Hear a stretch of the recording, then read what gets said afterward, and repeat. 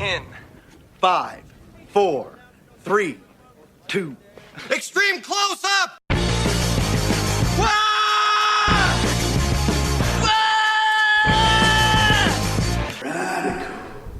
All right, so Yeah, that's a nice position you got there. I want to try that too. Me too. Very nice. This is very good. Now I know why people do video podcasts. Yep. That's making me feel funny. I'm gonna sit up. Okay. There's a ton of stuff. There's a ton of stuff. There's a ton of stuff that makes me feel funny. Let me count them off. Let me count the ways. Count things that make me feel funny. Okay. I feel like I've been exercising good posture. I feel like my whole life. I feel like I've been exercising demons. Do you have to do that on camera, Steven? That's right, I said on camera. That's how I make my money, baby. You notice I said on camera, right? On camera. That is right. This is the first ever video edition of the Radkast. One of hopefully many somewhere down the road. But we have the resources today. And why do we have the resources today, Steven? Because we have, he's sitting right next to us as if you couldn't see, our good friend not Dan Drake. Bad. Yeah, not too shabby. God did a good job on you. God must have done a good job on you. Well, thanks, fellas. You're welcome. I wouldn't be surprised if people have already tuned out. But our good buddy Dan Drake is here with us.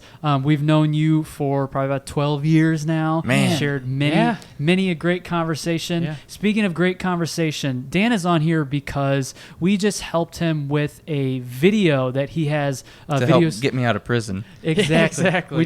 We busted him out. Shock collar if you want pan down. Cameraman. Yep. Cameraman, hey. Oh, there's no one there. It's right. Oh, yeah.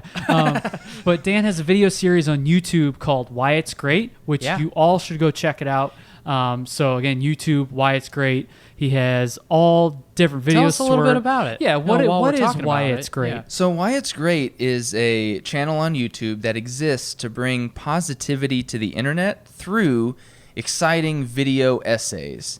And what I try to do on the channel is to take things that I legitimately love, that I want to talk about why they're great and highlight all of the things that are redeemable about that subject, and not really discuss their flaws. There's a lot of channels out there like Cinema Sins, not to drop names, but they're just like, here's all the 50 plot holes in this movie, and here's why this movie sucks, and here's like, why this thing is awful. Why do we need that? Like, what do you gain from having a negative outlook on something? Exactly. And so I kind of wanted to come into this space on YouTube and do, something a little different and do, a similar thing that they're doing, making video essays, but just that highlight the positive.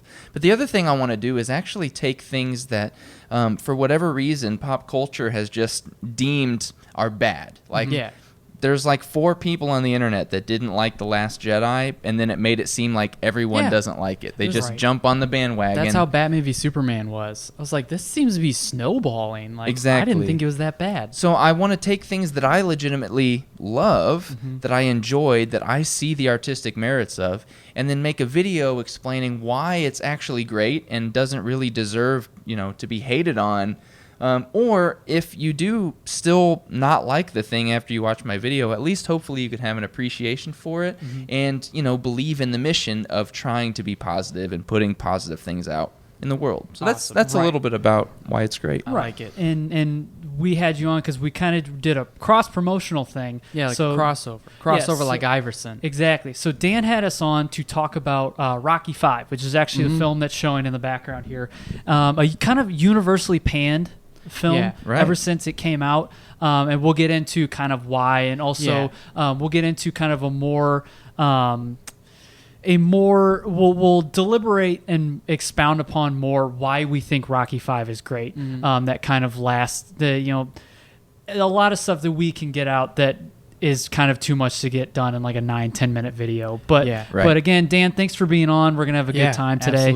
Absolutely. It's exciting. Thanks for having me, guys. It's gonna be so much fun. Avid listener. It's gonna be like when the Harlem Globetrotters were on Scooby-Doo. That's exactly right. Yeah, I mean, that's when I told it kind Matt, of applies, but I knew exactly what you were I had saying. a dream. I had a dream last night that the Scarlem Globetrotters were on Scooby Doo. The Scarlem. Scarlem Globetrotters. Or when Batman and Robin on Scooby Doo. Oh, I remember when Batman and Robin were on Scooby Doo. We just got done talking about the Schumacher movies. I thought you were referring to that Batman and Robin. I'm sure that was Or like in Batman and Robin, they just leave it open and it's like, yeah. Batman and Robin. Yep, you got it. Steven, you forgot to mention, we're doing Rocky 5 today. We're actually going to be doing the entire original Rocky saga. We're just starting with 5 and moving backwards. Step 5 to kind of go in conjunction with the Why It's Great release. With the Why It's Great video that should be releasing shortly after this episode releases. Yeah, so we're going to try and release those two things kind of partnering with one another, kind of in conjunction with one another. Yep. So Why It's Great will be coming at you soon. We'll mention it again before we get off the air in just a little bit here. And then also the Radkast, you can watch it on actually where you're watching it now, because the Radkast is going to be broadcasting on the Why It's Great YouTube channel. At least this episode, or eventually we'll get a Radkast channel up on YouTube so we can do more of these. Yeah, the audio will be where it typically is, wherever you get your podcast fix, Spotify, Stitcher, Apple Podcasts. Today, as of today, Friday the 13th, full moon. Not everything has to be bad luck. We're making great strides in our career. I just finished up our Radkast website. And so we got our RSS feed going through there. You can go to www.theradkast.com. The Radkast is all one word, cast spelled with a K. And there you will find every episode, past, present, and future, to listen to the Radkast. That's awesome. So, I can't wait to check it out. Yeah, absolutely. It's kind of bare bones right now, but eventually we should be getting a store. We got to connect it to our social media. But it's out there. But until we get that connected to our social media, Steven, do you want to let them know where they can find us? Yeah, so you can find us on Instagram at The Radkast. So it's just at The Radkast on Instagram. Twitter, you can find us at TRadcast, capital T, and both of these cast is with a K. Facebook, we're just The Radkast. Yep. And then anywhere where you can like, follow, and subscribe. So on Apple Podcasts, subscribe. Leave us those 5-star reviews. Leave us those comments. Again, as we say every week, it's not an ego thing. Yeah. We honestly are trying to get pushed to the top of the charts, and their algorithms are done in such a way that it corresponds. Makes you visible, baby. Yeah, it makes us visible, and it corresponds with the ratings and with the comments and everything. So leave us a 5-star review, rate us. As long as iTunes is still kind of one umbrella, go to iTunes. Follow us on Spotify. Just anything that has to do with your podcast app, wherever you find. Let's get into it. Yeah, well, you told me to do the socials. We have a lot of socials. There's a lot of housekeeping to get done here. Don't make me beat you up on camera. Speaking of beating me up, did you guys probably noticed that the Rocky 5 is playing in the I background? said that Or is it already. still is? Yeah. I started it over. Yeah. Oh, okay. Yeah.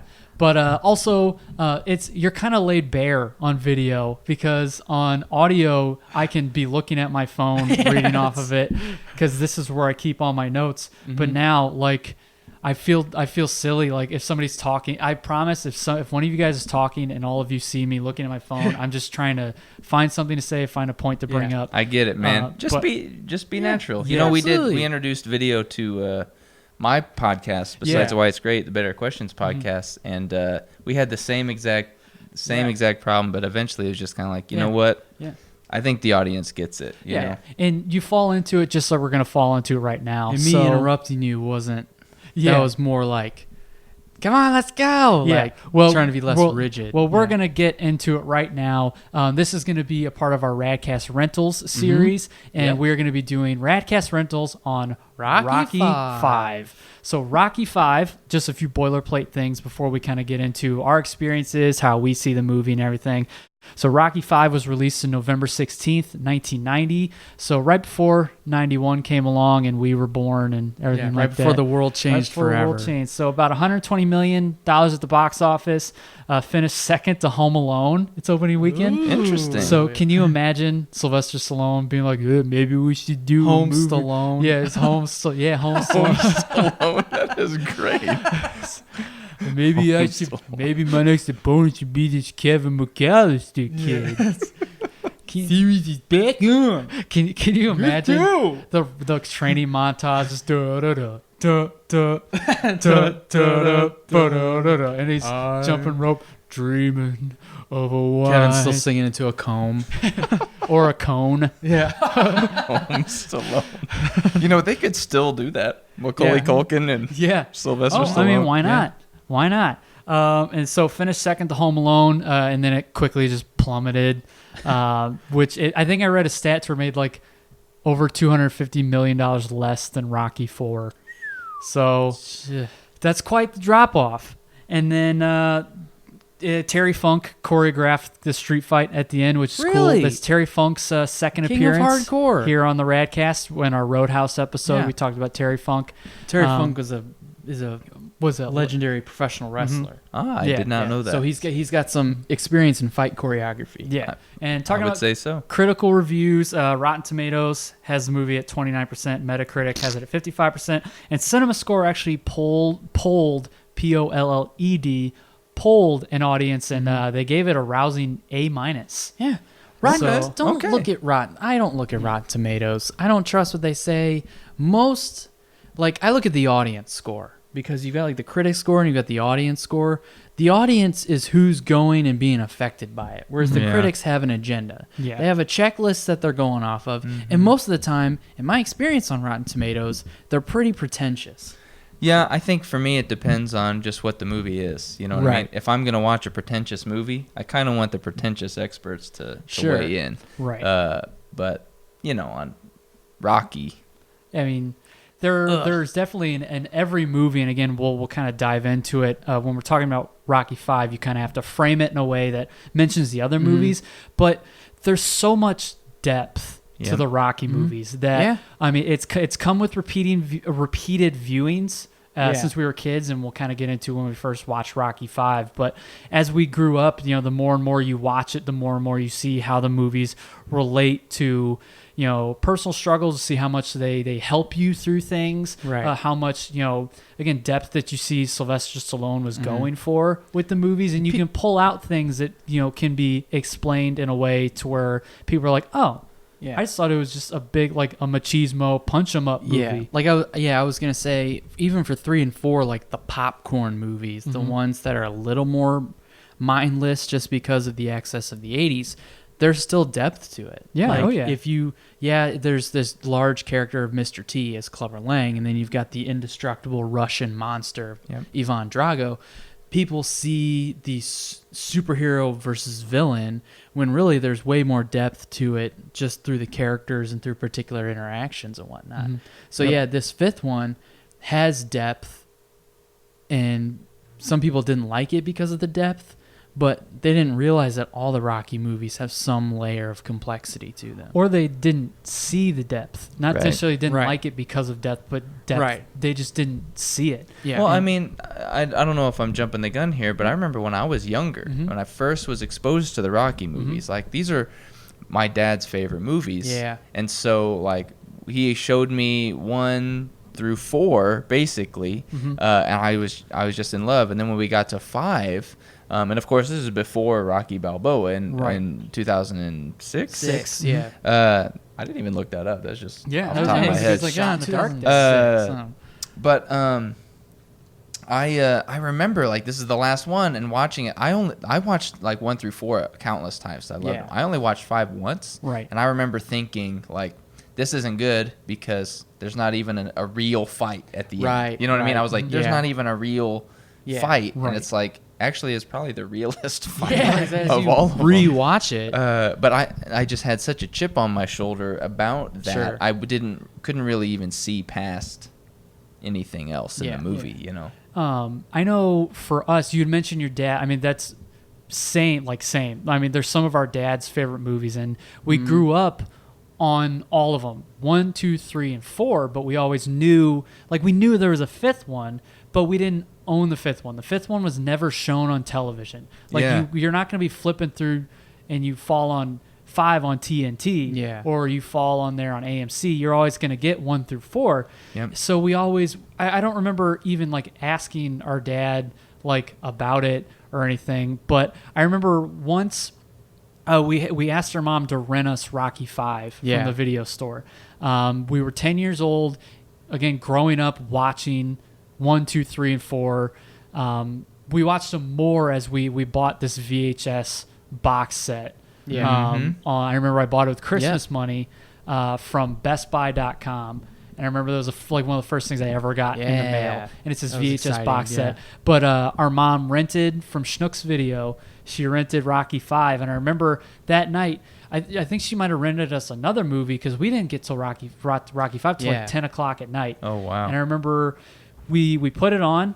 And I remember just thinking the whole time, this is different. This is different. Yeah, this is so much different than the other movies. And if you were to marathon on all of them, it is kind of different. Yeah. Because the first 4 movies have the narrative of Rocky and Apollo in some way, Rocky and Mickey, and then relationships with Rocky and Adrian. And this is the first movie. 4 was the first one without Mickey, and 5 was the first one without Apollo, so you kind of lost 2 of the bigger narrative points. Yep. So that was weird. And then it was a PG-13 Rocky, so there were some parts in there that were a little different, especially to a 10-year-old kid. Yeah. And then just kind of as I got older, the kind of the grittier aspect to the movie. It was tough as an audience to see Rocky as like down and out because we had been so far removed from the first movie even that he was some journeyman boxer who was like breaking legs to collect, debts for loan sharks.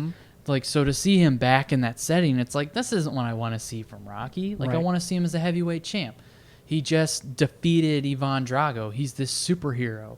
So to see him back in that setting, I think was a little off-putting to people just because it's like we had come so far. So they almost echo the sentiment that that Rocky in this movie has is like, Adrian, we've come so far. Like, I don't want to be back here. And I think the audience kind of feels that way too. Yeah, it probably makes, the casual viewer actually, it touches on like a basic fear that everybody has. That at any moment, if anybody wanted to bad enough, they could steal everything from you. Yeah. If at any moment you could be in a car accident, any number of things could happen and you could lose everything and you could have to start over in life. That's a reality for literally everyone. And not to bum out our listeners, but it's like, I think this movie taps into just like, almost like a primal fear. Yeah. And it makes you uncomfortable. Now, I would say, as a film buff, that those kind of emotions, if a movie can play with that and make me feel something, even something negative, I'm like, bravo movie. That's great. I want that kind of experience, even if it's less than favorable. But maybe, mass general audiences looking for a blockbuster Rocky movie probably weren't ready for that. Yeah, sure. And I mean, honestly, it had been 5 years in between the movies, and which is the biggest gap. Oh, yeah, had been so far. Oh, yeah. I mean, the first movie was 76. 2 years the second between movie 1 and 2. Was 79. Between 3 and 4. Yeah, 81 or 83. I get... When I was a kid, I would always get the releases of the Star Wars movies mixed up with the releases of the Rocky It's so movies. funny you said that. I was like, what was this, 77? Like, Star Wars was. I got so... Yeah. Yeah. I'm with so, you. like, it's 76. I think 2 was 79. Was it? I thought it was 78. Because it was...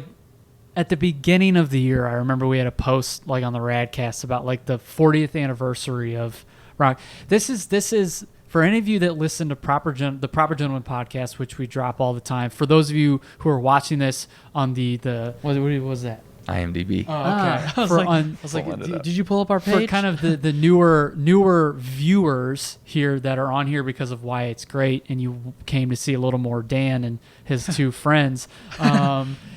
Chuckleheads. We have another podcast called the Proper Gentleman Podcast with 3 of our best friends, and we always run into this dilemma to where we're trying to pull things off the top of our head, and it's always after a minute or so we're like, we have technology, we can look this up. Internet. What does Internet it say movie for Rocky database? 2? Right. So Rocky is 76. 76. Rocky 2, drum roll.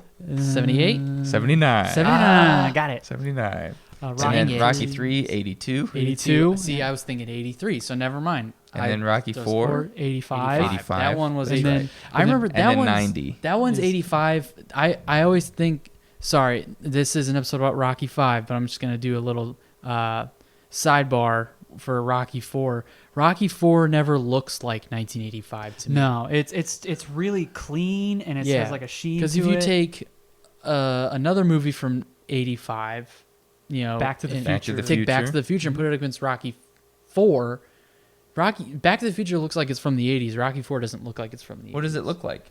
I don't know. Like it looks really slick. It looks too slick, I guess. Like I'm used to kind of other movies from the mid 80s, almost kind of like grainier, like a grainier film. Like this one looks more definitely polished. Could you taking it back to 5 for a minute? 5 looks really gritty and old. Yes. But yet it's 90. Would you say that 4 even looks like it's like newer than 5? Yes. I would for say the sake extent. of argument. I can't throw out. I don't want to throw out like an arbitrary date, but it definitely looks like it's ahead of its time. Yeah. You know, I think I know why they probably made that choice is because I think the theme of Rocky 4 is, you know, basically like humanity / muscle / like brute strength against technology. I mean, the 80s was a technological decade, you know, and it's like they probably made it wanting it to look super sleek to show off the technological prowess of filmmaking at the time to underscore that theme of technology. And then you also want to talk about Rocky 4, and again, we'll get back to Rocky 5. Again, we have to frame it with all the other Rocky movies because at the time, this was the end. This was the conclusion. Thank God we got Rocky Balboa and the just fantastic Creed movies. Yeah.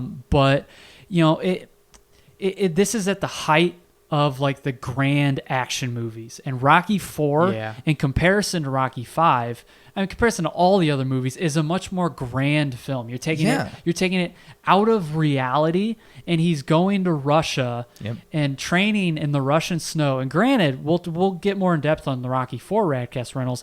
I love Rocky 4 and I love the training montage, but in comparison to the other movies, this is a superhuman Rocky Balboa.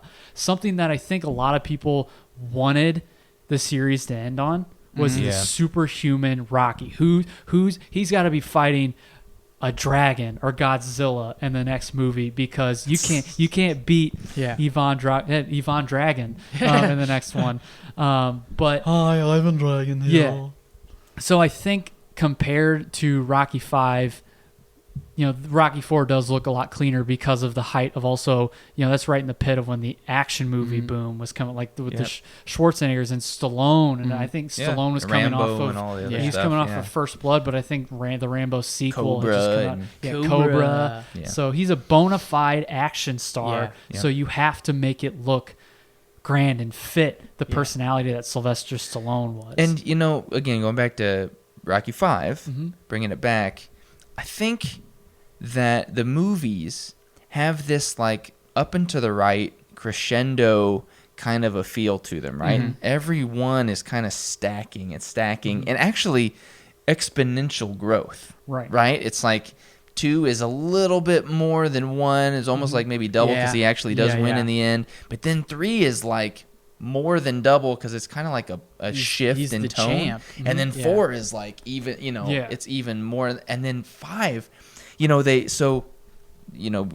summing up, bringing some new information. The director of the first Rocky movie came back. Right, for John the first time Alvinson. to direct this film, and I feel like, you know, they knew what the story was probably before they chose the director, and they said, hey, if we're bringing it back to Philly, let's get the original visionary filmmaker that built the world, so to speak, to kind of speak into shaping this again. And I feel like that decision ultimately, like, obviously made the film what it was. Yeah. But I think looking back on it now, as we're seeing all these redeeming qualities about it, I'm actually sitting here going, it was so smart to do that. Yeah. Yeah. You know what I mean? Yeah. Like, it feels and looks the same as 76. Yeah. Which it goes back to what you're saying. That's probably why it doesn't look like an 80s movie. Right. Yeah, there were so many times, like, Steven and I watched this, I think, on, like, Monday night, and I was sitting there, and there were times in which, like, Rocky and Paulie, like, the pacing of a scene is going on, and it's just Rocky and Paulie, and you have the backdrop of the streets of Philadelphia, and and they're just walking, and they're just conversing, and Rocky finds his old like jacket and his old hat and stuff like that, and they're just walking, and just the aesthetic and the pacing of the scene. I look over to Steven, and I was like, this feels like the first Rocky movie. Yeah. Like, and I think, like you said, that was so smart to do that. But I think sometimes what throws it off too is that it's a mixed aesthetic. So you've got the aesthetic of the 70s, and then you bring in Tommy Gunn and his son, like who Rocky's are son. Rocky's son, and like these new characters who are supposed to be of the time. Right. So when you're mixing the decades, kind of. You know, so maybe going into some flaws of the film a little bit here. I mean, I don't want to be steering the shit, but like what you said, you took me there. I remember writing in some notes when I was watching, and one of the notes I wrote is like the first 20 minutes of the film feels really weird. It doesn't work for me. It's strange. And part of it is, I think there's a couple things going on. The first thing is I think that they have to kind of, it's basically exposition heavy, because they have to try and explain in the first 20 minutes how Rocky could go from riches back to rags. Right? So they kind of had to do some ham hocking of some, exposition and some story beats or whatever. You gave Rocky, let Paulie give power of attorney to the their accountant. But he didn't know it was actually power of attorney. Paulie was tricked into thinking it had something to do with like the Russian law. But it actually was power of attorney. And so, But anyway, the other thing though is like, I think, what's the director's name? John Avildsen. John Avildsen directed Rocky and Paulie and Adrian as if they were in Philly, but they were like still in the mansion and in the suits office of the like executive guy, and they have this big fight yelling scene in like this really corporate 80s looking setting, and it's just like, this is not right. This scene needs to be in like some beat up old house out in Philly, like in the first movie, and to me it just took me out. And I feel like that might have also hurt the film, is like, if you can't make it through those first 20 or 25 minutes, then you miss I feel like everything that's great about the film, with exception of maybe one or two scenes or lines really of dialogue, it happens after that 20-minute mark. You know what I mean? I mean, it is a slower kind of, it to me, when I was a kid, it was boring. Like, kind of like you were alluding to, because of all the mumbo jumbo and jargon on how he lost his millions. But also, I feel like that was established, really quickly.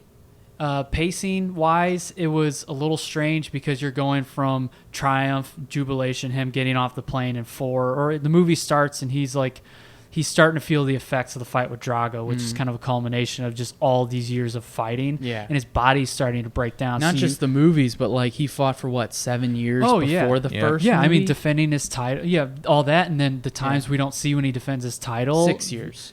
So, and like at the beginning during the Eye of the Tiger montage in 3, he's has all these title defenses. He's championed for pretty much years. He's taking a beating. So it's kind of a roller coaster of emotions that they're trying to establish the story again. Like you said, once they've established with exposition, once the story is established, that's when it starts to take off. It seems like it happens all at once, because they land, then you have a shady boxing boxing promoter all in one day trying to go. It's like, just got off the plane, how about another title fight? And then he loses all of his money, like we said before, with a shady accountant. I think it could have.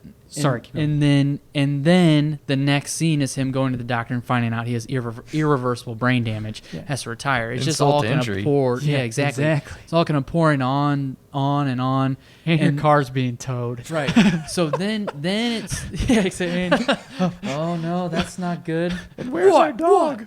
Is that your car? Yeah, that's my car. It's being towed. Oh, come on, call Duke. I'll fight anywhere, anytime. It's like, no, we just got done. But I think it starts to kind of slow down when he finds out he has brain damage, and Adrian pulls him aside, and he's trying to figure out these ways to fight. And she's like, "Do you love me?" And he's like, "Yeah, of course I love you." It's like, then you need to retire. You mentioned that scene in the Why It's Great video, and I do like that scene. Yeah. But I'll tell you when when this movie got me. Yeah. When I was like, okay, I'm bought in and I'm like watching this movie, was like, I wish I had my notes. I left them in my office, but it was around 21 minutes in when Rocky finds his old outfit in the attic. Yep. And he has a really short scene with Adrian. Yeah. And you just see him in that outfit, and it's like in the attic of the mansion, so it looks a little dingier. Yeah. And immediately I was like, okay, I know what this movie is, and I am all in. Yeah. I am very excited now. Yeah.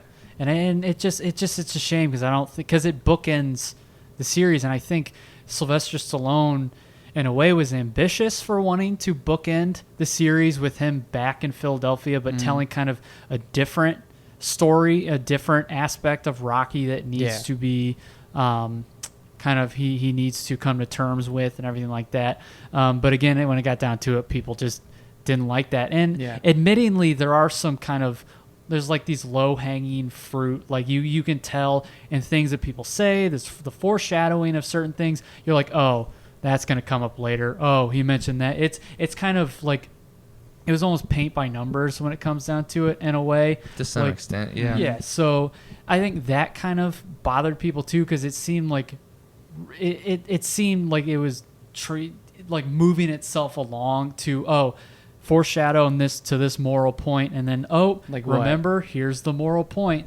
I mean, I can't think of like there's a few times when I was watching. I'm trying to think of like right there were times when I was watching, because I read a review somebody made where they pointed that out. They were praising the movie, but they pointed out that was one of the flaws.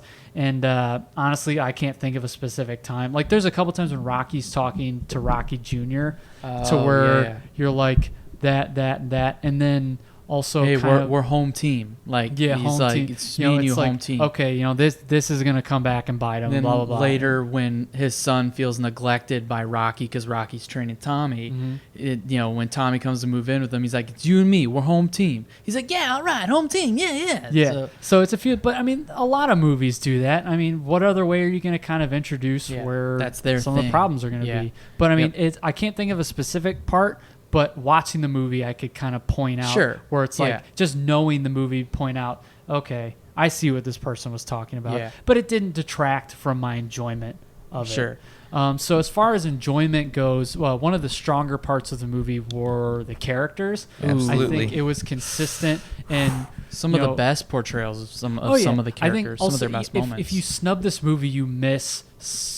I mean, Sylvester Stallone pulls out an awesome performance. I mean, he's charming. He's as charming as ever as Rocky, and that's the thing that a lot of people. I get so ticked off whenever people they do the Stallone impression, make him sound like he's an idiot. Sylvester Stallone isn't stupid. No. Also, Rocky's not really stupid. Yeah, Rocky's either. not really dumb. He calls himself stupid, but he has these street smarts. But also, like, he's so charming and in some ways innocent. He's kind and innocent and maybe a little naive. Sure. Yeah. But I mean, Stallone plays that perfectly, and some of his best like moments of like where you see his pathos and you see kind of his acting chops as Rocky are the hospital or the scene where he's getting his brain checked, where he sees the brain scan. Yeah. You see I was like just checking what him scene kind it was of on right no, now. you're good. He's kind of on the border, he's borderline crying when he's talking with Adrian. He's like, of course I love you, Adrian. Yeah. Like, well, why'd you ask that? Yeah. Like, because you see it on his face that, the life he's built around himself, his legacy is starting to come crashing down, and he can't build it back up by fighting. Yeah. So you see that, but also the scene before the third act, kind of the climax of that is when Rocky and Adrian have this moment in the street that kind of play it. There always starts the third act, and every movie except for maybe one, where there's these confrontation moments in a way with Rocky and Adrian. And in this one, Sylvester Stallone, I mean, both Talia Shire and Sylvester Stallone are awesome, but just the part that sticks out to me is when he's talking about, he's like, I didn't want this no more. I didn't want this for us. Yeah. You think I spent all these years having wars on the ring, getting my brains beat out to come back to this, to come back to people saying, oh, there goes Rocky. He was great, but now he's just another bum from the neighborhood. And when he says, the neighborhood, the way like, he it's says just the it, way he throws his delivers it, coat down, I'm just like, It's awesome. Sylvester Stallone's part is awesome. Talia Shire, I love how you see she's so meek in the first movie, and you just see that upward growth. Well, and more of a light heart. Like at that point, it had just come to a point, like come to a head, his insecurity, in that he can only do so much. He can't fight anymore. Earlier in the movie, Rocky and Paul, like Rocky's talking to Adrian. She just got her job back at like the pet store or whatever. And like as she's walking back in, he's like, "Yo, Adrian, did we ever leave this place?" Like kind of a lighthearted way of saying like, you know, yeah, we went, we had fame and fortune, we had riches, but have we ever left this place? We're still two kids from Philly, sort of thing. Yeah. Yeah, it speaks to, you know, you said that Stallone is really smart, and I gotta agree, man. Like, first of all, just his story, you know, and how his life mirrors Rocky, even from the very beginning, right? He's trying to make it as an actor. He's trying to do the Hollywood thing. And, like, at that time, you know, in the early 70s, this is even before Arnold Schwarzenegger was, you know, was super big or whatever. And just, like, guys like that weren't leading men. Yeah. It just wasn't what was big in Hollywood. And so Stallone being like, you know what? I'm not going to give up. I'm going to persevere, and I'm going to write this thing myself, and I'm going to insist that I act in it.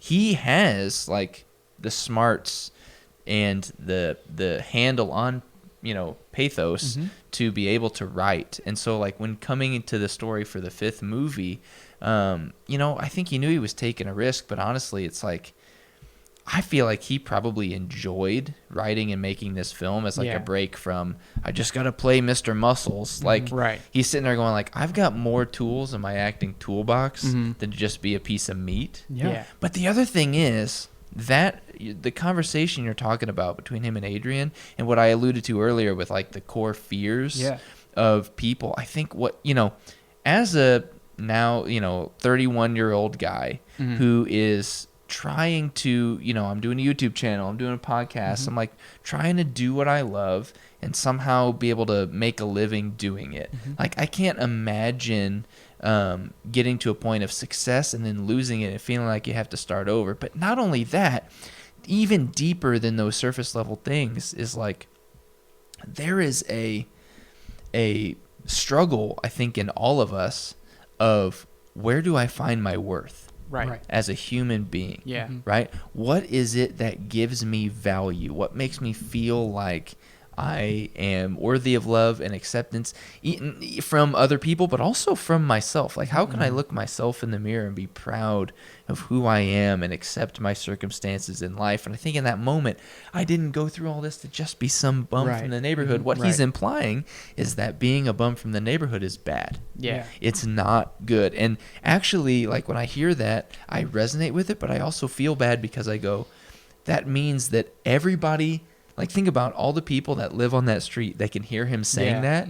They're thinking to themselves, was there something wrong with that, Rocky? Yeah. Like, I'm a bum from the neighborhood, and I'm just fine. You know what I mean? It's like we all have to wrestle with that and be like, what if I'm born in a place, I live there my whole life, I never leave, no one outside the town knows my name and is impacted by my life, but my core family has been impacted, I did what was right in my life, and then I die.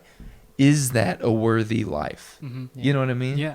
And is that enough? I mean, I think he had those aspirations since the first movie to, if not get out of Philly, be something more than he was. I mean, the tagline of the first movie is His whole life was the 1,000,001 shot. Yeah, when it became, you know, 1,000,001 shot became 1 in a million. Yeah. So like you see that through that progression throughout the first 4 movies, and then, you know, in the 5th movie, I think it really explores his psyche on the matter. Yeah. I mean, you see these bits as he loses in life, and as he loses fights, and he loses his confidence. Say in Rocky 3, when he loses to Clubber Lang for the first time, it gets pummeled because he's so distracted. He's without the direction of Mickey. Yeah. So like he's directionless, and he had all of his direction in Mickey, which played into his legacy as a fighter. Yeah. So, I mean, he gets that direction back with Apollo, becomes one of his best friends. loses his, or but that's still tied into his legacy as a fighter and as a man. That's where his confidence is.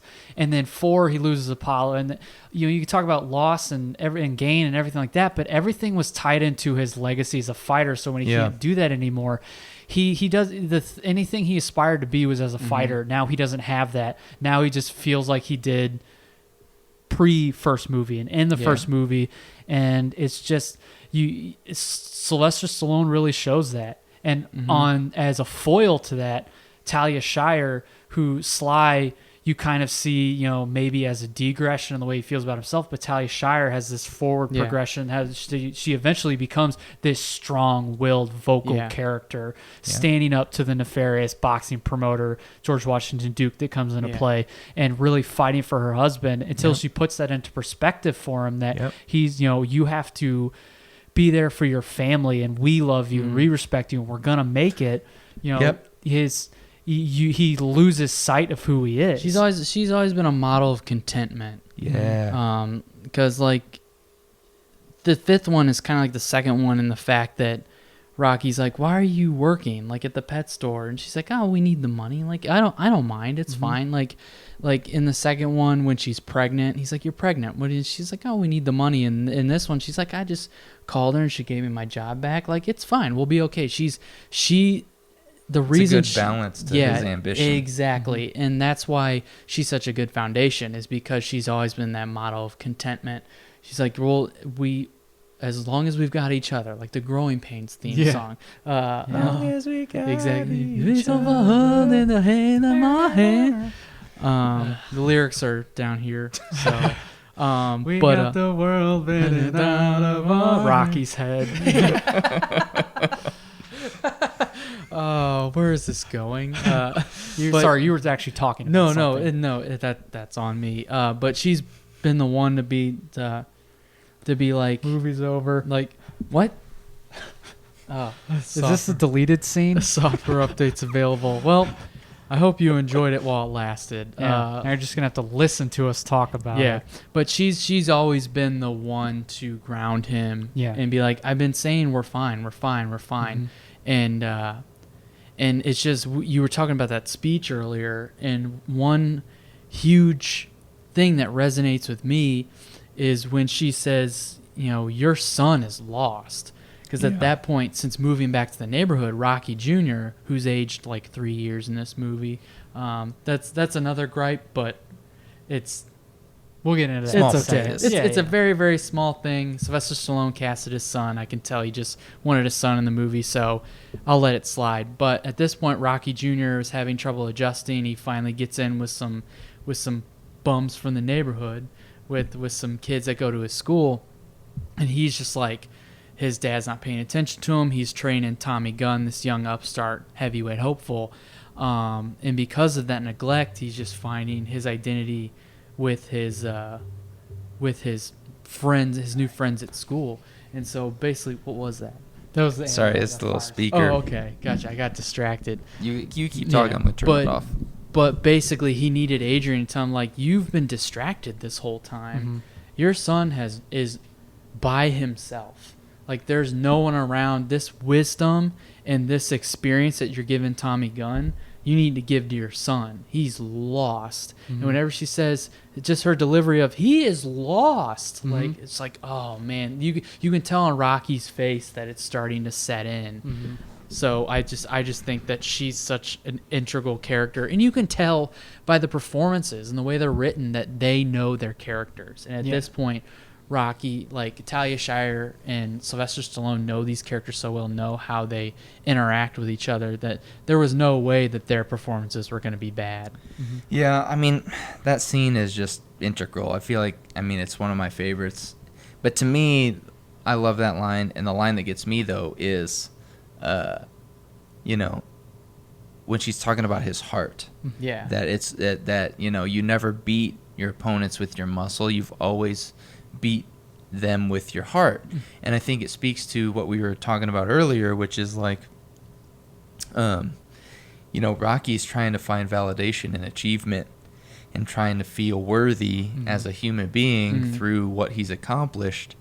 And it's just genius how Adrian is able to take this concept of like that he's a fighter with heart that Mickey drilled into him since the first movie, right? Yeah. We know that that's what sets Rocky apart. That's what makes him great, is that he's a fighter that fights with heart, right?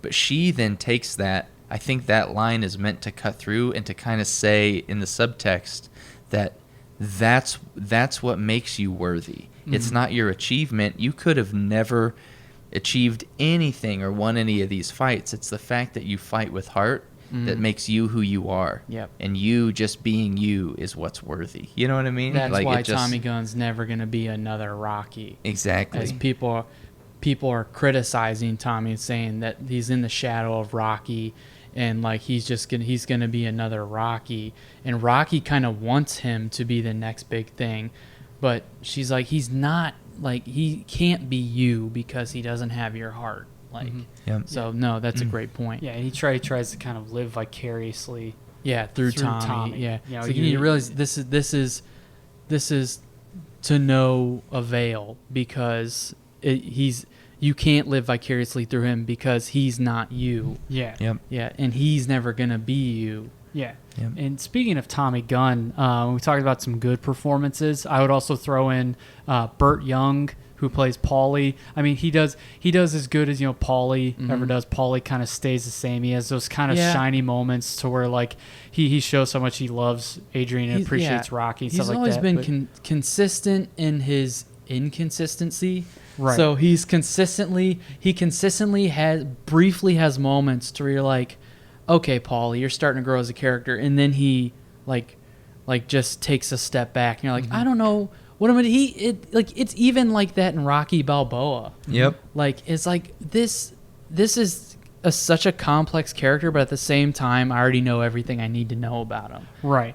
I think this movie, the writing and the exchanges between Rocky and Paulie, there's some genuinely like funny exchanges and also like good exchanges. Like Paulie sees right through the kid Tommy Gunn, who ends up being the one Rocky's the final fight with, the one we keep talking about, Tommy Gunn, who is a lot of people see, like the media calls him Balboa's puppet, and like, but Rocky just wants to train him. He has a similar story to Rocky. He has no direction. He kind of just abandoned everything to want to become the next heavyweight champion. Yeah, and he's sort of just aimlessly walking through life, doesn't have any family, and so Rocky probably sees a lot of him in Tommy Gunn, and it starts out great, but then Tommy Gunn gets seduced by George Washington Duke, who's this corrupt boxing promoter, sort of like Don King. So yeah, I think sorry if I trailed you off No, there. you're fine. I mean, that kind of leads into Tommy Gunn is played by Tommy Morrison. Yeah. Yep. Tommy Gunn is played by Tommy Morrison, who is an actual heavyweight boxer, who he himself had a lot of potential and ended up just being around the wrong crowd and just being an immature kid, didn't have a good home life to grow up in. So anyway, I mean, by all accounts, he was like a good kid. He just was directionless. Sure. But he played Tommy Gunn, and granted, he's not an actor. So his performance lacked because he's not an actor. He had a couple moments where like, this isn't too bad. There's a scene where he first meets Adrian, and they're having dinner, and he's talking about a time where the first person he ever beat up was his dad because his dad beat him. So I mean, that was a good that's part. a good scene. Yeah, and then he has a couple parts to where it's like, okay, that's not too bad, but it shows that he's not an actor. Every line kind of sounds like this. this. It's like, this was all about. Well, I was about to say that's right. That's when he turns, and then every line was kind of bad after that. Like, because at first, like when he's approaching Rocky on the street, he's like, he's gonna give me my title shot. Yeah, he's like, he's like, he's like, I'm like you, man. Like, I just can you train me? Like, I'm just a punk kid, and and his line delivery, you're like, okay, this isn't that bad. And then they're at the dinner table, and then when they go downstairs and they're setting him up in the basement, and all Rocky's memorabilia is around, he's like, no, this was all about. Like, he's just he has this Oklahoma. Like, there we go. He's just what he's saying. He's just some lughead from Oklahoma. Yeah. But his performance wasn't great, and I never liked Sage Stallone, who plays Rocky Jr. I think Sylvester Stallone wanted to kind of help him get into the business. Sure. But he became a director before he passed away. But I think he would have been better as a director because he's not an actor. Like, I think his if I could use the word cringy, his line delivery, his exchanges with Sylvester Stallone are fine because it's his dad. Yeah. But like, whenever he's with other kids, it's like, it's strange. And then when he becomes this bad boy, it's like, it's really cringy. And then he has a drawl to it, you know. It's like, no, you lied to me and you lied to mom. It's like, because like at the beginning of the movie, he's like, oh yeah, that's Madame Dupont. She's my French teacher. Because he draws a naughty picture of his French teacher, and he's like, you kind of, Dad. And he's like, talk. Well, now. I mean, talk like this now. It's the change from the silver spoon life to living I'm not on the saying streets. he's wrong for doing that. It's That's just the portrayal's not that good. Yeah. But Sage Stallone wasn't good. Tommy Morrison wasn't good. But everybody else was, if not great, they were just fine. Even so, those are two new additions, and I don't want to give off the impression that any of the new additions were bad, because George Washington Duke, played by Richard Gant, who's a famous character actor, he chews up every scene that he's in. Like he does a great job, just like he's over the top, and he's trying to appeal to the fighter in Rocky, and he's like very passionate, and it's just he does a great job. That was a great addition. And even when I sat here and told people like, oh, just ignore Rocky V, like before I revisited it, I was like, there are great scenes with Mickey, and George Washington Duke is actually a good villain. Yeah. So speaking of scenes with Mickey, Mickey Goldmill, who was a mainstay for 2.5 movies until he passed away in the third one, we got to see Mickey one last time, and unfortunately it was the last time we saw Burgess Meredith really in anything, because he passed away in 1997 and didn't really do a whole lot after that. He did a movie called Camp Nowhere, which is funny. It's like a blink and you miss it cameo, but his cameo is pretty funny in that. But he didn't do anything of like this ilk again, especially not Rocky movies. So somebody who's so pivotal to the development of Rocky as a character and who really added so much to the movies, this is the last we saw of him. Dan, your favorite scene in the movie is the first appearance of Mickey in the movie. Yeah, it's just beautiful. And you know, the Rocky V has this great like sort of sub theme of just father-son dynamic, and so it was super smart to bring Mickey back. And they, you know, the way they do it is that really the only asset that the Balboas still have is the gym, because it was, you know, inherited in the estate when Mickey passed. And so that's basically why they go back to the neighborhood, so that Rocky can go to that same gym and begin training fighters now that he can't actually fight himself. And so it's the first time he's in there, just looking around, and it's all beat up. It hasn't really been used or cleaned in years, it looks like, and it just obviously is going to bring back memories. And so you get a scene between Rocky and Mickey that was never in any of the movies, and I'm guessing it's somewhere even before the first movie starts at all. Is kind of where it's placed. It's like, I feel like it's right before the first fight between Rocky and Apollo. So you have the first movie, you know, that Creed isn't going to know what hit him. So you have within the vision, like you have the first movie, and then I imagine this is like the last training session before the Rocky and Apollo fight. Gotcha. But it's just really touching because you can see that these two characters just love each other. As much as, you know, two, you know, pretty gruff, rough, tough guys. I just said 3 words that tough, ended rough, and gruff. Tonka's got the stuff. Hilarious.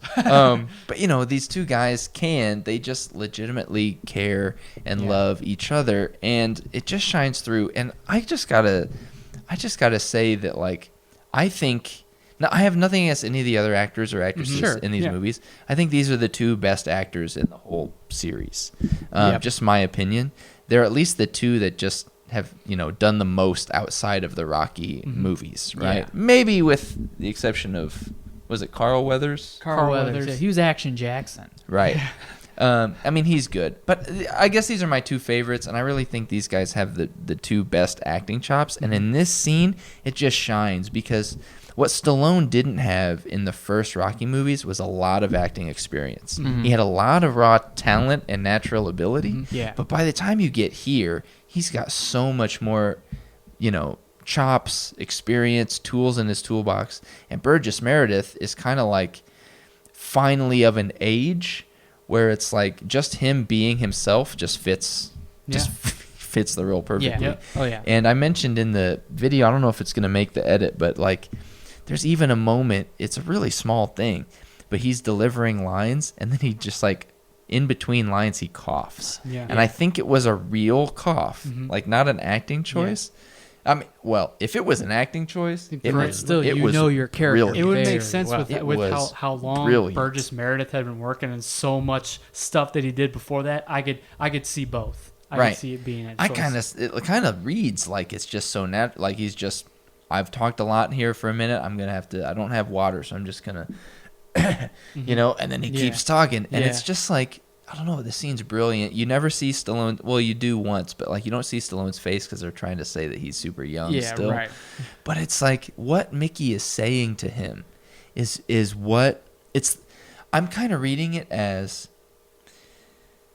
It's the last time that this character heard those kind of affirming words that built him up for who he is and not for what he's achieving, right?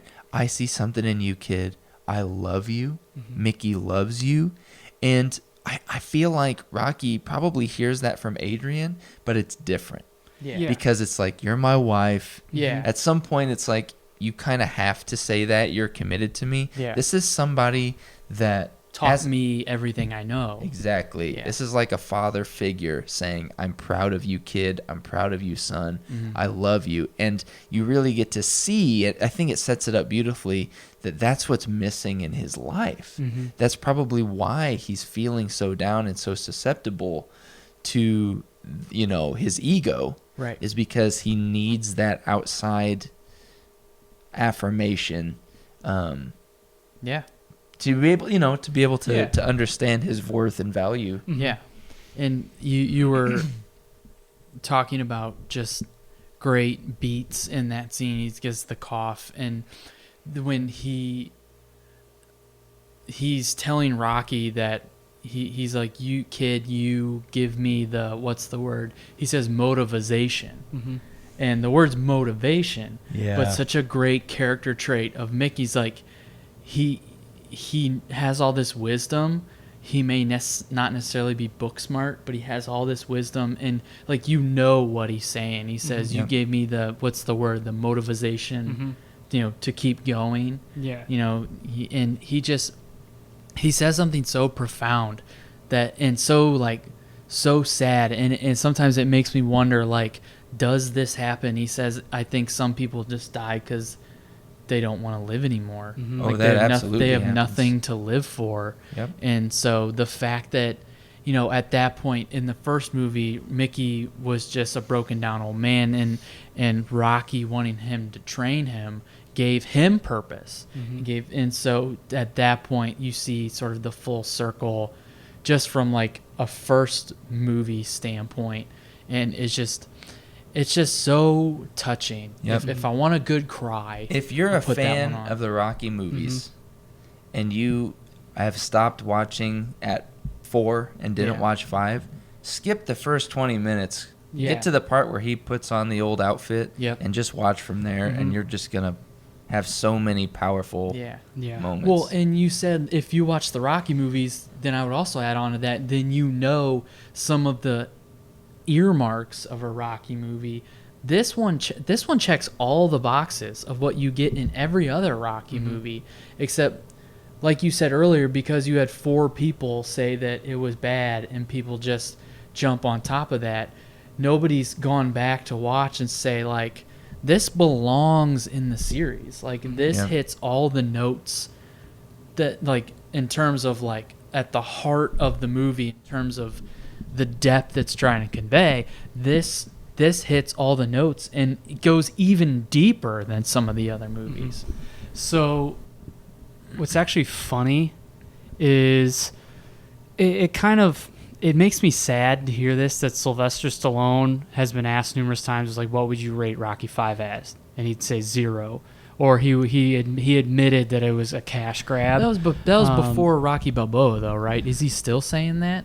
Well, I don't know if it was an interview before that, but he's not fond of the movie. And then even after Rocky Balboa, he said it was a cash grab, which, I mean, I don't know. It makes me sad to hear that. I didn't know that. I hadn't heard any of that. It's sad because you're like, you can tell a lot of thought went into this. Yeah. You can tell that if it were a cash grab, I feel like it would have felt really lazy. This felt very intentional. I think it was up against. It had to have been when Rocky Balboa just came out, which is a stellar movie, and it's great. And if they ended the saga right there, it's kind of the end of the Rocky fighting saga. Right. But if they ended everything there, that is a good ending. Yeah, absolutely. And I think he was so proud of that performance that I think Rocky 5 maybe reminds him of a time to where, because what was the next movie he did? Stop or My Mom Will Shoot. Just in the 90s IMDb. until Cliffhanger in 93 or until Copland, he was probably really down because his career was getting on the skids. He's like, I need something to bring me back up. Let's do a Rocky movie. So the movie probably reminds him. So Oscar was, it looks like Oscar was, and then Stop or My Mom Will Shoot is after an episode of Dream On, and then he does Cliffhanger, and then Demolition Man. Yeah. So he comes back. Yeah. Yeah. So Judge Dredd, Assassins, Copland. Copland. So his career jumps back up, but this was probably a time to where it's like those times where you had rough times in your life, and there was some good, but you don't want to revisit them because it was a tough time. So he might just, as a blanket, say, "Oh, it was terrible." Yeah, but maybe he hasn't watched it since then. And that's the thing, and I like that because it segues into sort of what I was gonna get at, and that's not what I was gonna. But like, as you were talking about that, I was like, this would be a good chance to mention the context in which this movie came out, not only like with Sylvester Stallone, but with audiences as a whole. I would say that like this was a victim of Rocky fatigue. Yeah. Like at this point, we had gotten 5 movies in the span of, 15 years, something like that.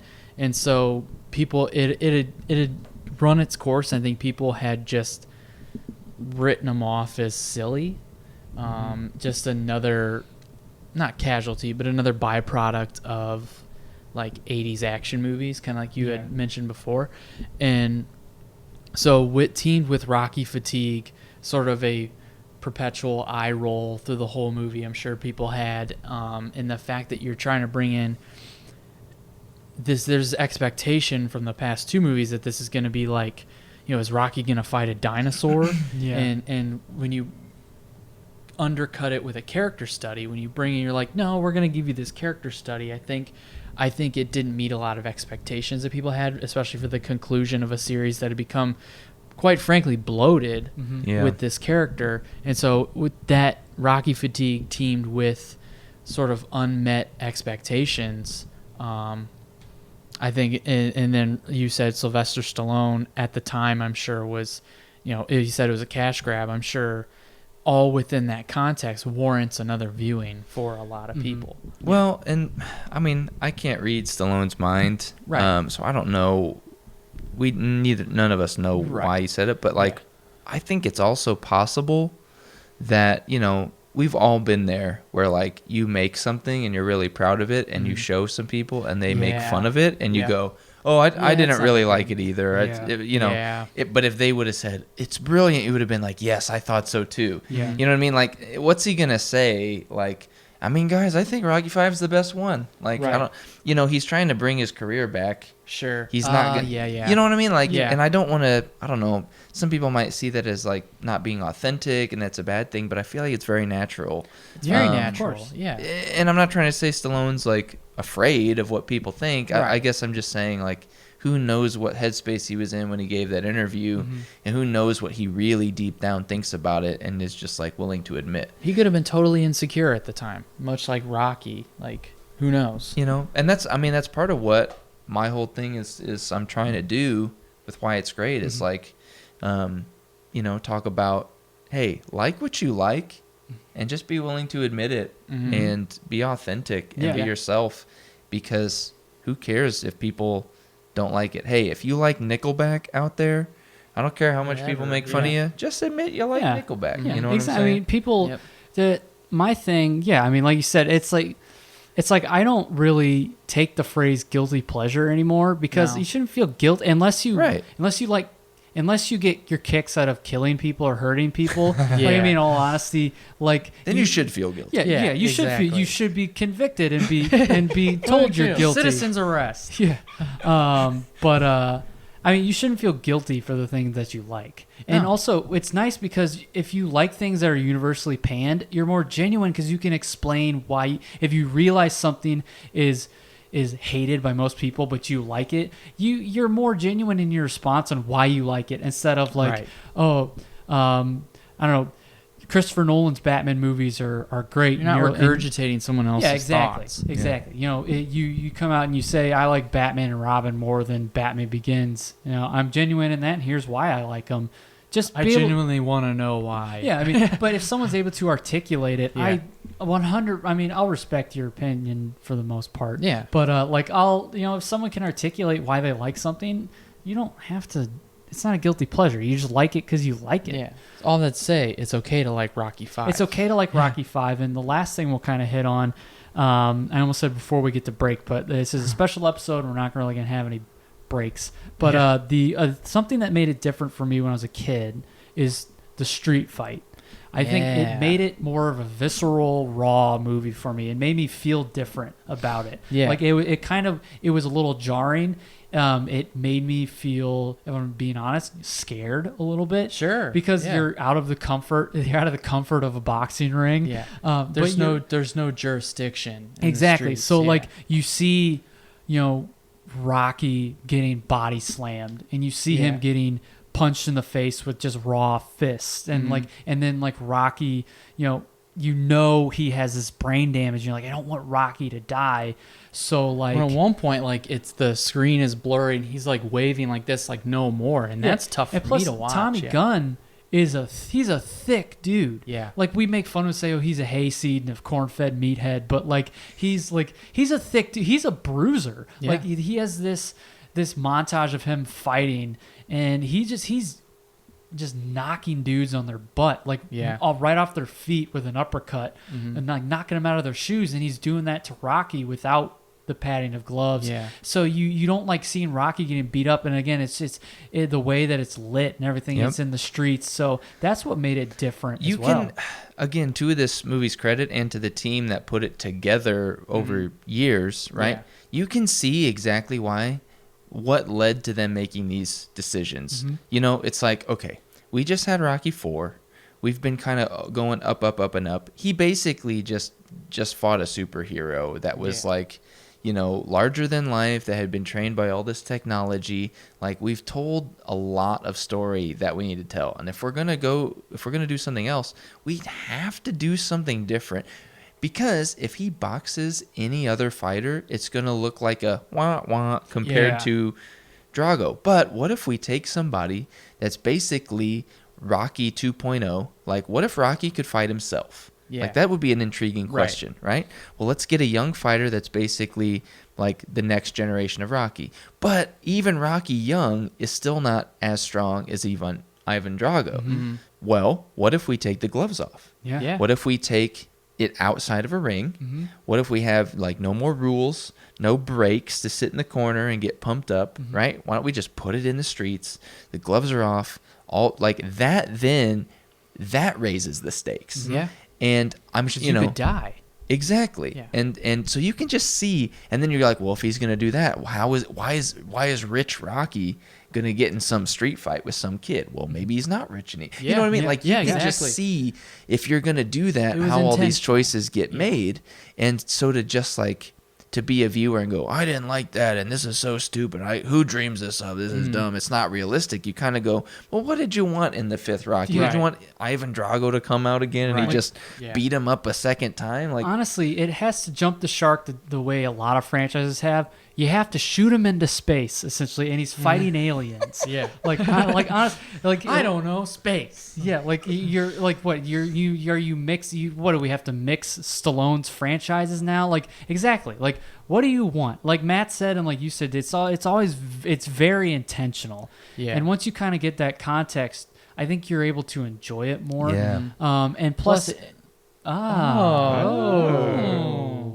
How about that? Knew what he's gonna say before he said it. I don't know if you were gonna get to this, but plus it gives us one of the best lines in Rocky. Oh history. yeah. You know, my favorite scene is I was thinking of another one.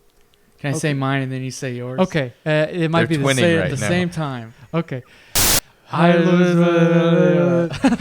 That's what I was thinking. No, I was just gonna say. What just happened? This is welcome to the Radkast, ladies and gentlemen. We're starting this over. Welcome to the Radkast, ladies and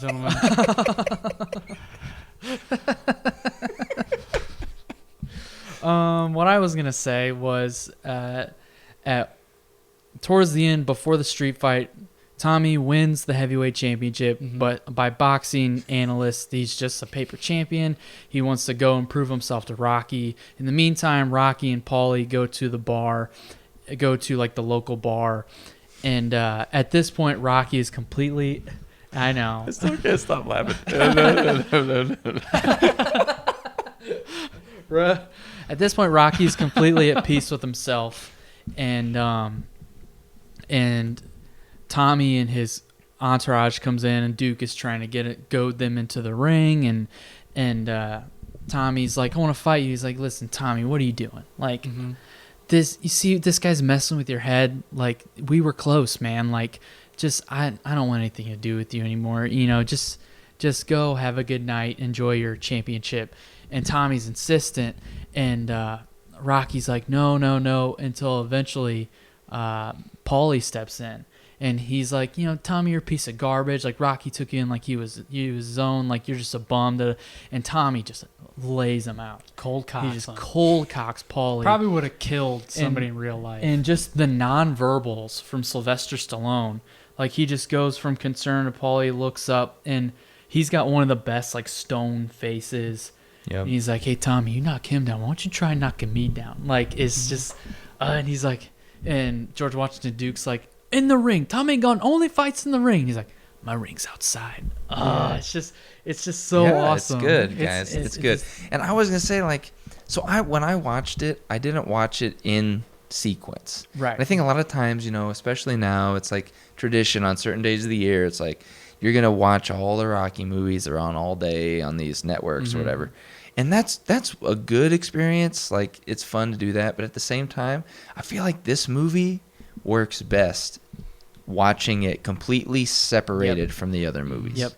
Because then you don't get this like Exactly. feeling. It's more of just like, oh, I love Rocky, and you know, it's almost like if there's a episode of a TV show that's just like your favorite episode, and you can just put that one episode on, and it gives you everything you want from the show as a whole, but in one package.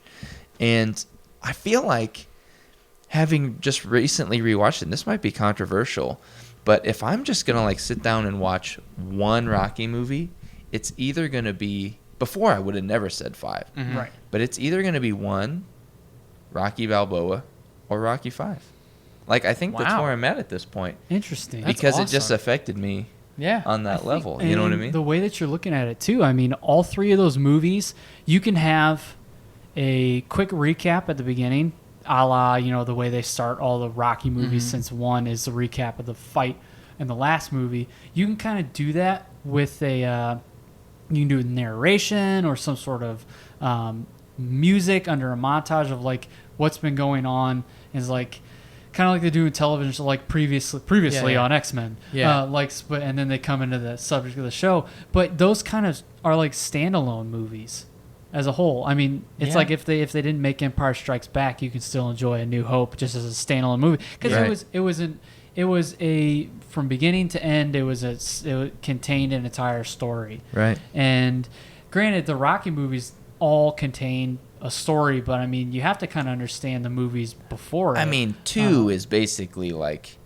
it's almost like 1 and 2 are one movie. Yeah. You can watch 1 by itself, but you can't really watch 2 by itself. That's true. Yeah. It starts right there, and they kind of all do that, but you know what I'm getting at. Yeah. Oh yeah. It's you have to have kind of to get a lot out of the movies previous. You have to know context of the movies prior, or you have to get a lot out of the movie you're watching. You have to know the previous movie. But yeah, I mean 1, 5, and 6 minus, like you said, the first 20 minutes of 5, like kind of can be their own movies. And you know what would be really interesting?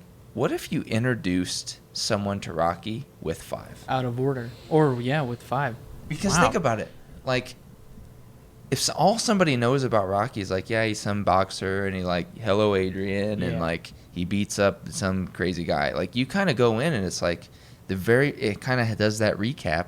It becomes a completely different story. Yeah. You just start from the idea of like, okay, he's just like some movies do that, right? They just start with like the fall from grace. Yeah. Like I feel like it would be perceived differently. Yeah. And almost that the recap, anyone else watching in order would be like, oh, that's a recap from the 4th movie. But if you're just getting introduced and you're watching 5, you don't know anything about the previous movies, that recap could literally just act as a flashback. Like how you get in any other movie. You're like, oh, nobody knows about this. As an audience, we don't know about this. This is just a flashback. And then you could be like, hey, and guess what? Like, there's 4 prequels. Yeah. You know what I mean? Yeah, there you go. Like, just throw them all in there. Like Star Wars, we only know a little bit about Anakin Skywalker in A New Hope, that he fought with Obi-Wan in the Clone Wars, you know? So you then later... It'd be really interesting to take somebody who's never watched Rocky before, just like, just experiment and be like, here's 5. What do you think? Yeah. Right. So before we kind of round out the episode here, exactly. You're showing a ghost, Rocky 5. That's how. It's the only way to talk. Boo, boo, boo, boo, boo, boo, boo, boo, boo. Boo, boo, boo, boo, boo, boo, boo. Yeah, I thought so too. Hey guys, that's ghostist. Okay, sorry. Can't say that. The ghostist with the most. The ghostist. That's ghostism. But kind of to round out, this is a horrible transition what I'm about to say. But so originally Sylvester Stallone wrote it for Rocky to die in the final fight. So actually, I read the scene that it was, or the way it was supposed to go. And John Avildsen, who I would like to mention, also directed The Karate Kid. Yeah, I saw that. And around this time too, he was catching some flack because he came back for Karate Kid Part 3. Which I like Karate Kid Part 3, but that's another Karate Kid Part 3. Why it's great. Yeah. I've never seen it. It's okay. I mean, it's fine. It also has a kind of a scene-stealing villain in Terry Silver. Terry Silver is good. You know Dave Little? Yeah. Dave Little looks like Terry Silver. Okay. Yeah. So just imagine Dave Little with a long-haired wig on. Hi, Dave Little. If you're listening. I do all the time. Hi, Dave. But sorry, back to the scene I'm talking about. So the final fight, it ends up like Rocky's triumphant. He gets the last shot in on Tommy. It ends up like George Washington Duke, who's the real villain throughout the whole movie, comes up to him and he's like, manipulative. Touch me and I'll sue. Come on, punk, touch me and I'll sue. Because earlier in the movie, like Rocky was ticked off and like he's like, touch, and earlier in the fight, like Rocky was ticked off and he kind of charged it. George Washington Duke, and he's like, touch me and I'll sue, and Rocky just kind of walked away. And this, like, Rocky knocks him on his butt and everything. But originally how the movie was supposed to end was Rocky gets knocked down. He's won the fight, and Adrian's holding him in her arms, and he's saying how he's like his body's feeling cold. And at this point, it's actually Adrian. Adrian was pregnant. And he's like, I'm getting cold, like my vision's getting blurry. He's like, I can't wait to meet our little girl and blah blah blah. And Adrian's like, hold on, Rocky, the ambulance is coming. And Rocky fades out. She's like, Rocky, no, please, Rocky, not now, please, I need you, Rocky. And like the ambulance, the EMTs are coming up. She's like, just don't take him from me. And it fades into the Rocky statue, and Adrian is standing on the steps giving her the announcement that Rocky's died, and like giving this like soliloquy on like who Rocky was and blah blah blah. And that's originally how Sylvester Stallone wanted it to end, and John Avildsen thought it was beautiful. He's like, oh, that's a beautiful ending. But pretty much the studio was like, nope, you're not gonna kill Superman. You can't kill Batman. Like you're like you can't kill these characters. That's the one time I'll agree with studio interference. Yeah. And Sylvester Stallone was like, yeah, you're right. So he just wrote the ending. And then also the ending was he shook hands with Tommy Gunn at the end and like a show of forgiveness, which I kind of wish they would have kept. But originally Rocky was supposed to die. Which I did not know that. I'm really glad he didn't. I hate all of that. I'm glad he didn't because we wouldn't have gotten Rocky Balboa and we wouldn't have gotten the 2 Creed movies, which are fantastic. From a storytelling perspective, it is very poetic and it's beautiful. Yeah. But from someone who loves this character, I would have hated to have seen. I think a lot of people would have hated because again, if you're not going to see the depth they present already in this movie, if you kill him, they're definitely not going to see. We'd be having a different conversation. Yeah, right now. You get more people like you get a lot more angry people. Than you'd probably be looking at like a Terminator situation where they're going to make another Rocky and just forget Rocky 5 ever was made. Yeah. This is going to be a sequel to 4. Yeah, exactly. Exactly. Which that's a screwy timeline as well, Terminator 1. But the first 2 are great. Well, the new one is a direct sequel to 2. Yeah, yeah. But that's not why we've gathered here. Yeah, exactly. That is not why we gathered. Why we gathered was to talk about Rocky 5 for the Radkast Rentals. And I think I implore all of you who listen to this, give Rocky 5 another chance, especially against the backdrop. We have good Rocky movies since then. So I think it's good. Give Rocky 5 another chance. If you don't like it after that, then okay. Can we end it by talking about the final lines of the movie too? Yeah. Oh, yeah. That was something I wanted to bring up. So the final lines of the movie, I think, really portray Rocky as this character from a street tough who breaks thumbs for a loan shark to a lovable, hero. Is Rocky and Rocky Jr. running up the classic steps that are synonymous with Rocky, and that's at this point the Rocky statue's up there. And they're running up steps, and he's like, they're having a heartfelt moment, and Rocky's regaling his son about times he spent running up the steps, and he's like, I never knew there were beautiful paintings in here. And he's like, and his son's like, yeah, let's go in. He's like, you're gonna love Picasso. And Rocky, the last lines, perceivingly at the time of the Rocky saga, but the last lines of the movie are of Rocky's like, yeah, well, I pretty much love everybody. And that's such a beautiful way to really round out this character's development in these 5 movies. Yep. And then Elton John comes in. Yeah. Like he doesn't roll. They don't slide his piano in there, and he's like, "Hello, love. Hello, thank you for watching the movie." You get a rare Elton John song called "Measure of a Man" that's done over clips of the 5 movies, and it's a really it chokes me up watching that because the song's great. It's written by Alan Menken, who all the best Disney songs in the Disney Renaissance were written by Alan Menken. But like it's an Elton John song you can't find anywhere because you said you tried looking for. No, I didn't say I tried looking for it. I said so I'm a huge Elton John fan. Right. Like huge. I have like a lot of greatest hits collections. I think I have bought all of his CDs, like even the ones in the 80s. They get a little weird. Right. I love Elton John, and I'm watching this movie the other day, and I start hearing this voice come in, and I'm like, is that Billy Joel? I literally said that to myself. I was like, is this Billy Joel? That would make sense. It's like a East Coast. He's from Jersey. And then I'm listening. I'm like, no, that's Elton John. And I'm listening. I'm like, that can't be Elton John because I've literally never heard this song before, and I think I've heard every Elton John song that has ever been made. And then I looked it up on Google, and I'm like, no way. How in the world did I miss my entire life this Elton John song? Yeah. Written by Alan Menken. It just blew my mind. Yeah. It's a good song. I think, well, didn't you say like you couldn't find it on any album? Like you couldn't find it on an album? No, I just didn't remember. Like gotcha. I didn't go looking. I just said like you just missed it. I don't think it's on any of the greatest hits. I don't think it is either because the only time I had ever seen it was our dad had this Rocky's Greatest Hits that was released in the 90s. And it was called A Rocky Story. And it all like the pivotal songs from each Rocky movie. And the last song, the only song they have from Rocky 5 is Measure of a Man. And I remember listening to it as a kid. As a kid, I didn't listen to Elton John. But like I heard it and I was like, what is this song? And like it said like from Rocky 5. And at that point, I'd never seen Rocky 5. But it's a great song. Like it's like go check it out, especially if you're an Elton John fan. The Measure of a Man, you can probably find it on YouTube. I don't know if it was. I don't think it was released on any album. If we're talking about doing things out of order, like you had mentioned before, watch the end credits of Rocky 5. And then go back and watch the whole movie. But stop, and then you don't need to watch any of the other Rocky Stop like movies. 2 minutes into the credits before it starts showing stuff from Rocky 5. That's hilarious. But I did want to mention, like, at the end there of the movie, like, so my whole pitch for this movie, and it's in the Why It's Great one a little bit, but it's like, I think what Rocky was fighting through the whole movie is his own ego. Yeah. Right? He's fighting literally a younger version of himself, right? In the streets where it all started for him, I think if things had turned out differently for him, he would be Tommy Gunn. This aimless kid that made the same kind of decisions, that's just looking for a payday, that's looking for validation, that's getting caught up in the fame and the success and whatever, that wouldn't be married to Adrian, you know.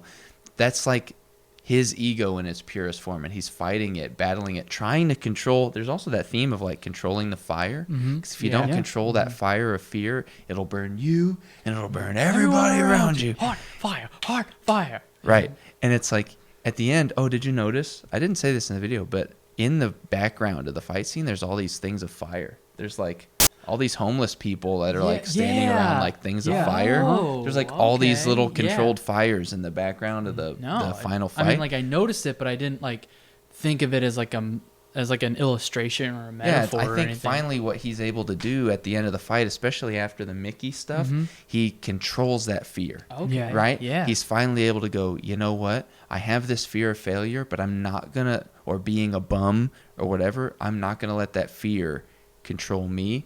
I'm going to control the fear, and I'm going to battle my ego, right? And I think at the end, when they're with that statue, he has that line. It's like, yeah, it's just something for birds to poop on. Yeah. You know? And I think that's kind of like, it's a really small thing, but I feel like it's his way of finally being able now to like look at this symbol of his quote unquote greatness and achievement and kind of Like, meh. not think that it's bad and not necessarily even downplaying it, but just kind of reveal that like he's grown to not take himself so seriously, Right. to not let the ego control him, but to keep that fire controlled. And then you get that great line that kind of reveals the heart that he's like truly found himself. Because I feel like in 3 and 4, and I haven't watched those as recently, but doesn't he kind of lose himself a little bit and get caught up in the success? Yeah, in 3, he kind of loses for sure. his accent In 3 too, he does. doesn't he? Yeah. He like starts talking more clean. Yeah.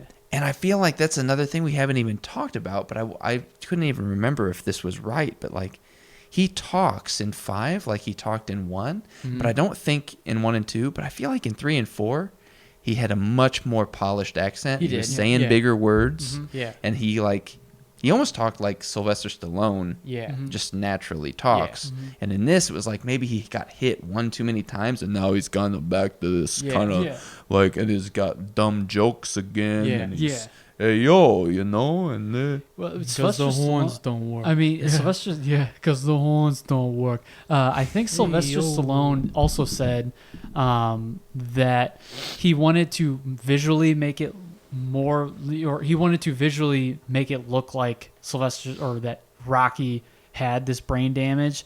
But he's like, he didn't want to make him look almost like a mongoloid, or make him look like have like a droopy face or anything. Because he's like, it's like seeing your favorite dog have dysplasia. Yeah. Like, so I think maybe he subconsciously maybe just wanted to internally throw that in there to where the brain damage is affecting his speech pattern again. Yeah, I don't know, but I think it works really well. And then at the end, it's like it reveals, you know, hey, I pretty much love everybody. You know, it's just kind of like, oh, he's I don't know. I just saw it and it really affected me of like, he's his best self right now. Yeah. Yep. Exactly. Matt, where are we at the recording? The actual recording is at 1 hour and 30 minutes. Okay, so 90 minutes there for you folks. About the runtime of a Rocky movie. There you go. 15 more minutes and we got it. Yeah, exactly. Rocky 5. You hear that?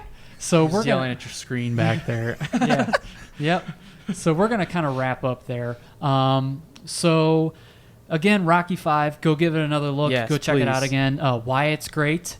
While you're here on the Why It's Great channel, those of you that listen to the Radkast maybe don't know Dan or haven't listened to or haven't watched any Why It's Great. While you're here, go check out all of Dan's other videos. Like he said at the beginning there, and how he said to us off camera how he kind of wants to be that Mr. Rogers-esque person, but for like the internet. Because your mission statement for, I mean, I'll let you, your mission statement, I think you mentioned earlier in the episode, for Why It's Great is just to bring positivity. Yeah. And especially in this, everybody knows how negative the internet gets and just how negative everybody can be. And, you said in one of your videos, analytics find the negativity on Facebook, and that's what people see for the most part. I don't want to. But basically, like, your Facebook feed the algorithm is designed to give you the most popular stuff that has the most likes, the most shares, the most comments.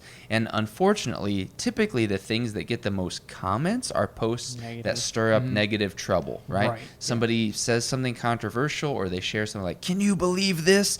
And then you just get comments of basically it's like fights. Yeah. Right. Facebook fights are what get the most number of comments. And so like that algorithm is like, oh, there's a lot of activity here, so I'm going to show more people, right? And so like part of what I'm trying to do is like educate people, and that's how it works. It's also like the more you like, you're just going to create this own like yes man feedback loop of just the same old stuff. Like if you're ultra conservative, so all you do is like stop and look at the super conservative stuff, and you like the super conservative stuff, and then you like sit there and read the threads and all the super conservative stuff, well, guess what Facebook's going to give you more of? All super conservative stuff. If you're like love liking posts about how bad Rocky 5 is, even though you've never seen it, and all you do is you're on Rocky 5 hatred message boards, well, you're going to get this idea in your head that literally everyone in the world hates Rocky 5, when it's like, no, it's just these 7 people that I follow that all they do is bash Rocky 5, and I like that. I'm clicking like,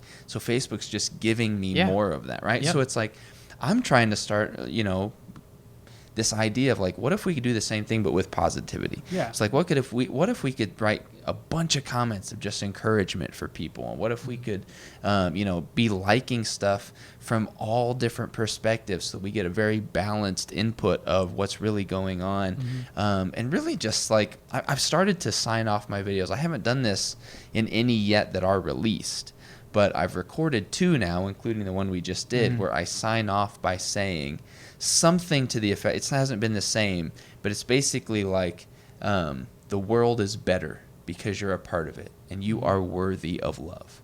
And I want to sign off my videos with things like that, because like you mentioned, Mr. Rogers is no longer alive, and he would say those kind of messages over and over. And I just read a Facebook post by somebody I follow, no, it was Instagram, that said when they were young, like 9 or 10, they considered suicide, which first of all is so sad. At 9 or 10, that like depression can set on so young. Gosh. And this person is actually gay.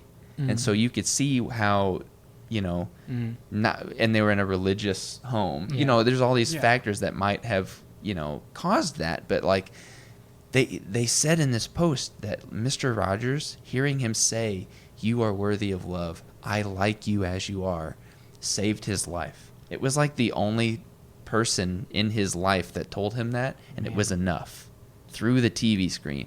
And when I heard that, I was like, that is bringing positivity. So like I want to, in a very small way that I can do right now, just kind of step into that void on the internet. And maybe some people won't like it. They might think it's corny. They might feel like I'm trying to steal something from him. But all I'm trying to do is say, like, somebody needs to like say those messages, because somebody out there is watching in the same boat. Nobody says that to them, and I would love to be able to be that person, or to help in a small way, And that's awesome. And we're fully behind that. Oh, of course. It's not it's not just because Dan's one of our good friends. We fully support his mission with these Why It's Great videos, which is why we were excited to do one with him, do a little crossover, and then just sit down and go a bit more in depth with Rocky 5. Oh yeah. This has been awesome, guys. Fantastic. It's been fun. I mean, these are conversations we would have like years and years ago before we even had a podcast, and we're like, Yeah. now that we have a microphone, let's just do it again. We would Absolutely. talking to donuts or whatever. Yeah. Like, because we'd be at our local donut shop and Yep. be Yep. using chocolate long johns to interview each other. And that's the cream of the crop because cream filled. Ah, I'm gonna end the episode. all right now. that to say, this was a whole lot of fun. It Thank was you a for whole being lot of on. fun. Yeah. Thank Thanks for you having me. for allowing us to contribute to Why It's Great. Thank you for being on. Thank you for hosting this episode on the Why It's Great YouTube channel. Thank you for any of the video editing you're going to do. Yeah. Because Lord knows, if I didn't have a full-time job, we would work to make our podcast video because I would commit 100% to Yep. editing the video and editing, because this is work enough just doing the audio for Oh, 2 yeah, podcasts. But It's a lot. yeah, but it's great. We love it, and we love you. Thanks for coming on. Yeah. And this has been another Radkast Rentals. So for those of you watching and those of you listening, be kind, rewind. Do we want to outro ourselves? Oh yeah, sorry. Okay. All right. Hello. Welcome back to the Radkast Rental. Well, I'm Steven. I'm Matt. I'm Dan. Hey, Dan. Thanks for being on. Handsome Dan. Hey, Hi, handsome Dan. Hi. Hey. Well, work is hard. Work is hard. I love that I could say anything and you guys know what I'm referring to. Wayne's World 2. I love it. Of course. But again, okay, now, thank you for listening to, if you're listening, thank you for watching the Radkast Rental. We'll be back. We got the 5 Weeks of Fright coming up, so stay tuned for that. And thank you again. Be kind. Rewind. We'll see you next time. Bye. This concludes our broadcast day.